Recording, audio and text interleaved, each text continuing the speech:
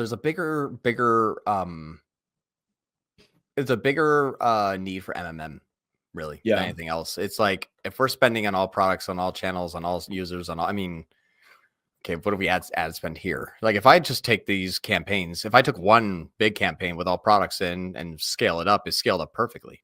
Yeah. I'm not going to be able to do that with each of these individual products. Now I have to kind of predict the amount of users Google thinks it can spend on them because we weren't capped out. Yeah. We were basically spending like $5,000 a day, 10, 15, 20,000, $30,000 a day. And it's like, perfect. If you were going to go and raise it from here, I have more people on SKU number 641, not 236. And it's like, it's just going to, it just shifts the aspect for us. We have to now, it's almost like going from automated bidding to manual bidding. Like predict the CPC every day of that product. It's kind of like we're doing that. Now we have to predict the amount of demand every single product's going to have. Yeah. That's a lot harder than just reacting to the demand of each product individually.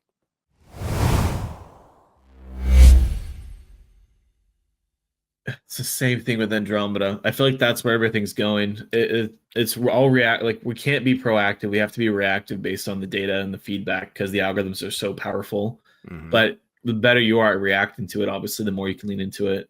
I think exactly so. Right. So one thing that we can maybe give to people that have products that aren't as similar is maybe then this is a more stronger push or a stronger justification on the logic of having categories for, like, let's say just, I don't know how we'd want to categorize it. I mean, would it be like AOV based or like ICP based? Like, what would you see as more valuable? It's interesting. We have to kind of look at what's actually selling. And that's what's true is a lot of times you can think about it like a 7-day sales cycle.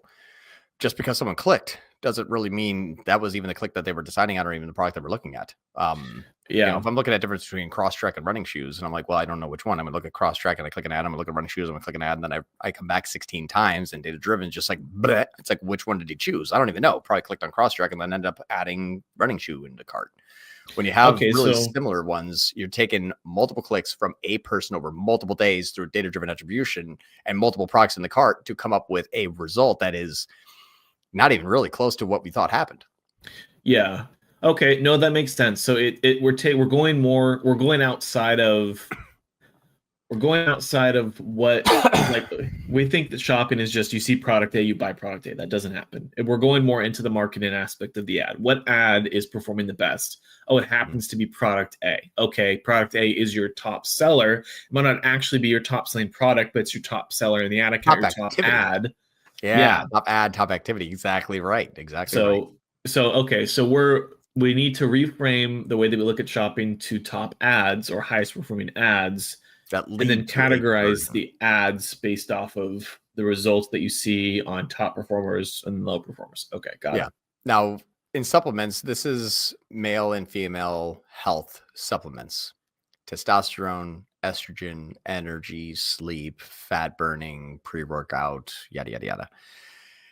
Basically, if you want to get in shape and feel great, you can use any one of these products. Even the ones called Nitro wood, as an example, can be used by females. Actually, it's a fairly 50-50 split because it's a nitrous oxide. It's to deliver a lot more blood to your muscles, bigger pump, better recovery, all that kind of stuff. Doesn't matter what sex you are. Now, men have an added benefit of certain blood flow going to certain areas for sure, but that's not the main reason for these pills to be consumed when you're talking about performance in gyms, not bedrooms. Right.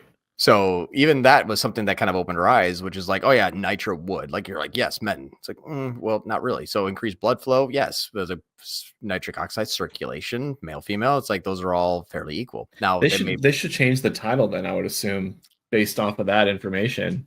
Yeah. Yeah. After like 100 million in annual sales, you're like, very hard thing to do. Whatever. Yeah. I have to go re-tag 7 million in inventory.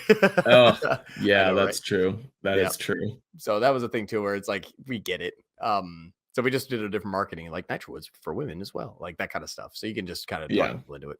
Anyway, but that was what was really interesting is the difference between the standard shopping one big ass campaign versus all individual just meant less efficiency because we couldn't predict the amount of users that Google thought it could sell between 125 products faster and more effectively than Google could. Yes, that's a very, very fair statement. And we don't even know if the products are being clicked on or even the products being sold. So if we're wrong, we're wrong times 25, really, because we have 25 individual campaigns now. Kind of cool. It's definitely like if you have the more clarity into actual top line activity of sales of those SKUs will dictate more often than what the in-platform metrics are, because there's not one AOV to price that match up anywhere. And that's what I thought was really interesting to find out is, and I think you're freezing. If we look at just all products that are selling right now since the changeover, let's just do this last, since the 28th. This is now under each individual standard shopping campaigns. You know, we're looking at 80, 140, 90, 140, 50, 94, 80, 118, 70, 117, 100, 200. You know, there's very little times where these are actually, well, there you go, 69, 68. So this one might either got a discount coupon, or obviously this one's probably 49. So they might have just had something that and like something else to cart, but like 70 and 150. Like these are like 50% off. I mean, look at this one, 42 and 171. Yeah, like I mean, if you're like, oh my God, what's my net margin on 42? It's like, I don't know, what's your net margin on 171? Oh, that changes everything. Yeah. Well, but like I said, you're assuming that, I mean, there's fractional conversions in there as well, too. That's going to cause that 100% to shift as well. And if you're looking at, this is basically, I'm just going to take a little bit of a screenshot here. What's interesting, this is actually something that we did for a client this last week. There we go. All right.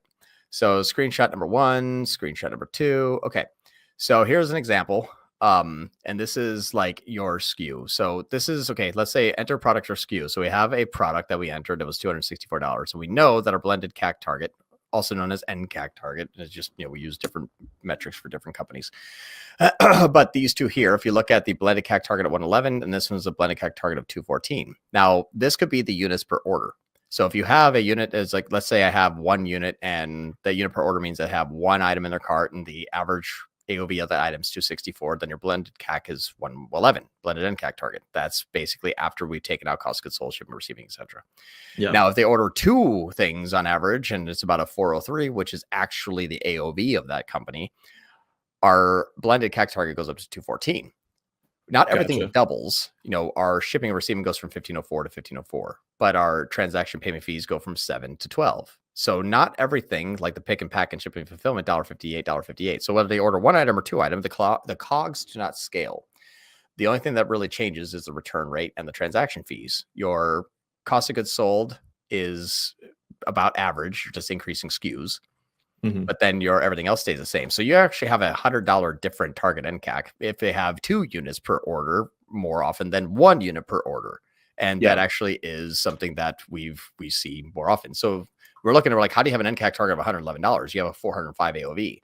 And like, well, this is our average SKU AOV. It's like, well, what if they buy 2 of those on average? And that's actually been true year over year, and it actually increased 30% year over year. So this number is getting bigger, faster, going up. I took a more conservative metric and I said, let's just shave off $50 on that AOV. Then what is our NCAC 211? We're at 121. We thought we were $10 over target. We're actually $90 under target, which is perfect. Like we're golden. Now we can scale a lot faster. But simply just something as much as changing the average order value, like you already see inside of Google, 50 go to 150. That is a whole different NCAC target than thinking, well, a $50 product, I can only go up to $30. So let's shrink this down. Well, what if that $50 was $150? Now you can crank it up. So if you're not looking at the actual differences between your price and your AOV, or at least the units per order averages in the back end, you may have an NCAC target that's 50% off.